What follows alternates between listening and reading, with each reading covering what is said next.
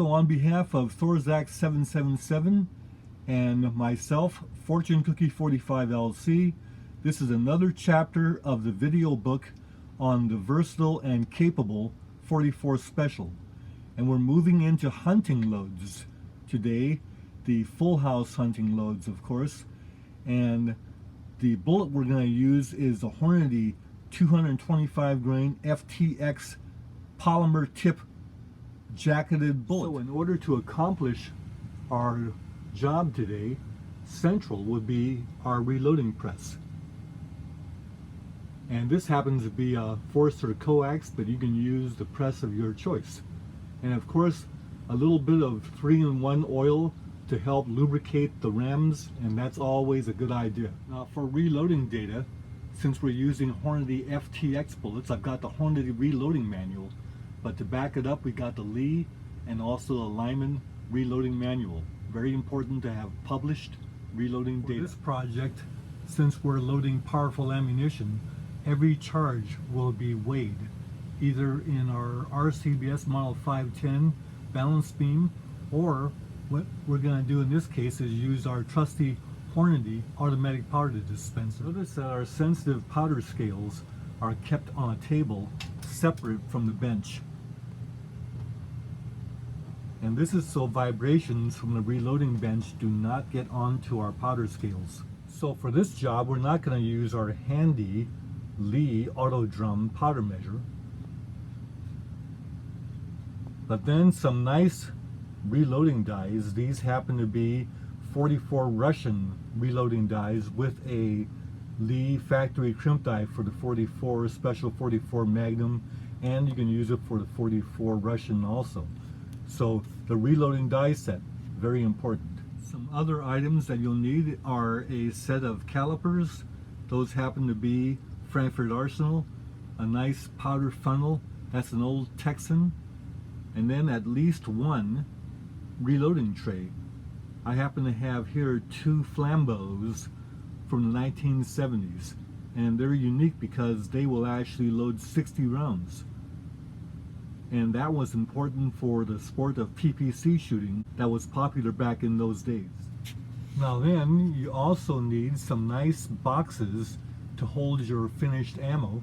I happen to have there a brand new 50-round Plano and a 100-round Plano ammo boxes. A notepad and some writing instruments are very important also to have when you're doing a reloading project. Now, components.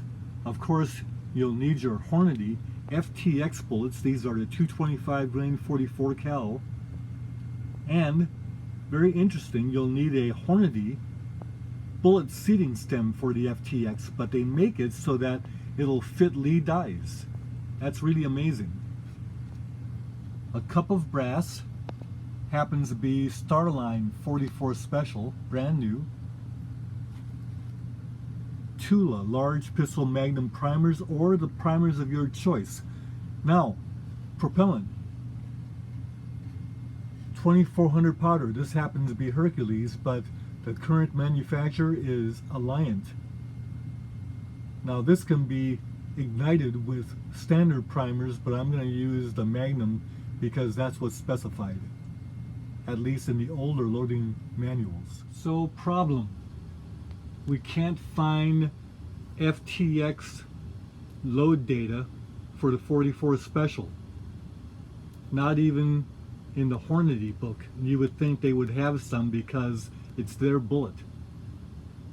No loading data for the 44 Special FTX bullet. And comparable jacketed bullet weight load data for the 44 Special is limited to 15,000 psi, way below the potential of the 44 Special. This is the same problem that Elmer Keith faced when he was trying to get more performance that was possible but not done. Now today's revolvers like the Rugers are very strong and can stand 44 Magnum pressures, so we can shoot Keith loads very safely in our Rugers. So what does that mean for the 225 grain FTX bullet? For the FTX 225 grain bullet, here's what we came up with, and that is the Keith load is a lead bullet, 245 grain Keith bullet, and 17.5 grains 2400 powder. Now that's a high pressure round that's safe in strong 44 special revolvers. But going to the Lee loading manual for the 44 special, it lists 13 grains of 2400 powder with a 250 grain lead bullet for 965 at pressure that's probably somewhere around 15,000 psi. So that's a safe, heavier bullet than the 225 grain jacketed FTX.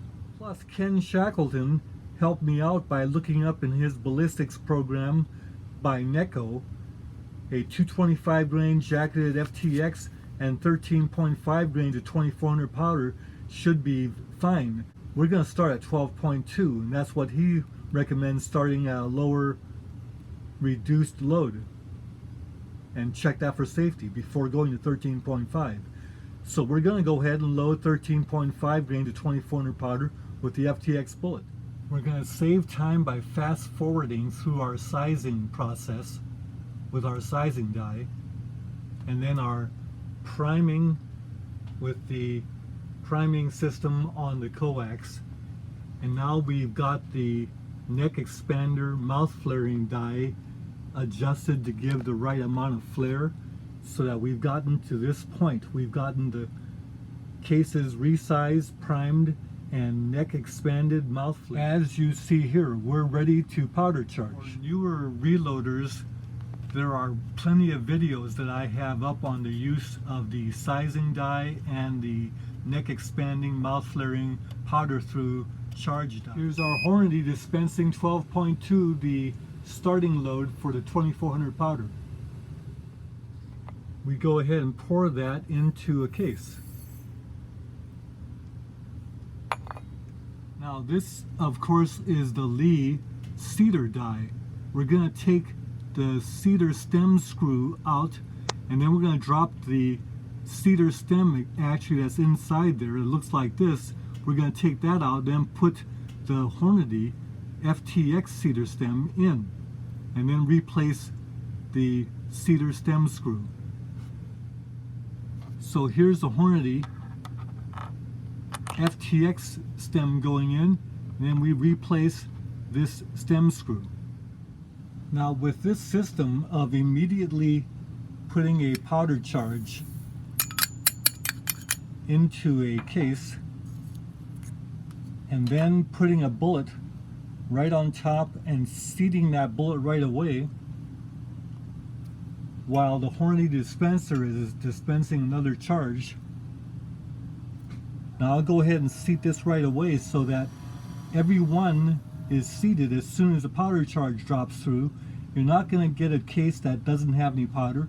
You're not going to get a case that has double charge. Now as for crimping, it's really child's play. We simply put the Lee factory crimp die for the 44 special in there, and then turn the die down until it touches the shell holder nice and firm, and then back out the crimping stem so that it doesn't crimp, and then we go ahead and put a round in there.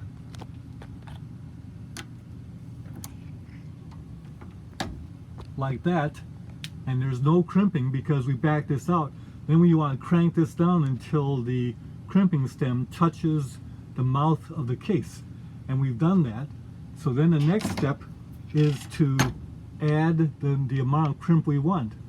So a half turn on this will give us a good crimp, and more if we desire, and we do desire more. So we gave this a little bit short of a full turn, and Lee says that's a heavy crimp. There it is. So we're ready to take these loads to the range and test them for velocity, accuracy, and safety. And once we get these loads worked up, then our 44 special will give us a benefit of having lighter ammunition, lighter guns, easier to pack, more compact, and still very capable to take any kind of game that we would normally run into, like deer, hog, bear, and really have enjoyable times with the 44 Special. Less kick and roar than the 44 Magnum, and yet still have capability and versatility. Bye for now.